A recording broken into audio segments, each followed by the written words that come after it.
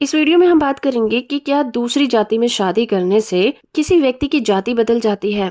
क्या उसे जाति के आधार पर मिलने वाले जो बेनिफिट थे उनसे वंचित किया जा सकता है इस वजह से कि उसने किसी दूसरी कास्ट में शादी कर ली है। इसके रिलेशन में हम केरल हाई कोर्ट के एक जजमेंट का रेफरेंस लेंगे। केस का टाइटल है Baxi A versus district collector and another case. Bharat में लोगों को सिर्फ रिलीजन के बेसिस पर ही नहीं बल्कि कास्ट के अकॉर्डिंग भी अलग अलग कैटेगरी में बांटा गया है। कास्ट के अकॉर्डिंग ही लोगों को गवर्नमेंट की तरफ से अलग अलग बेनिफिट दिए जाते हैं और ये कास्ट जन्म लेने के बेसिस पर ही डिसाइड की जाती है कि आप किस व्यक्ति के घर में जन्म लेते हैं, उस व्यक्ति की जो जाति होगी आप भी उसी जाति के कहलाए जाएंगे।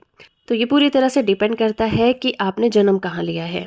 तो सवाल ये उठता है कि अगर कोई भी व्यक्ति SC ST OBC समुदाय का पर्सन है और वो किसी जनरल कैटेगरी के इंसान से मैरिज कर लेता है तो उसे वो सारे बेनिफिट दिए जाएंगे जो पहले दिए जाते थे या फिर नहीं दिए जाएंगे।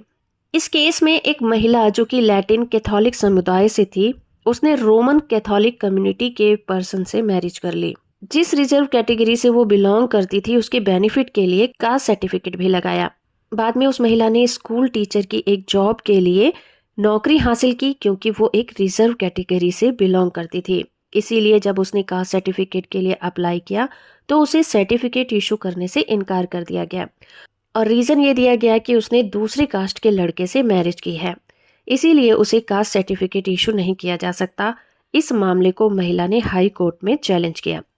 केरला हाई कोर्ट ने नोट किया कि मैरिज से पहले महिला ईसाई लैटिन कैथोलिक कम्युनिटी से बिलोंग करती थी, लेकिन हाई कोर्ट ने यहाँ पर अपने बहुत सारे पिछले रेफरेंसेस को लिया और ये फैसला सुनाया कि अगर कोई व्यक्ति एक जाति से दूसरी जाति में जाता है और इंटरचेंज होता है तो संविधान के आर्टिकल 16 क्लॉज 4 के अनुसार कास्ट बेनिफिट देने से मना नहीं किया जा सकता।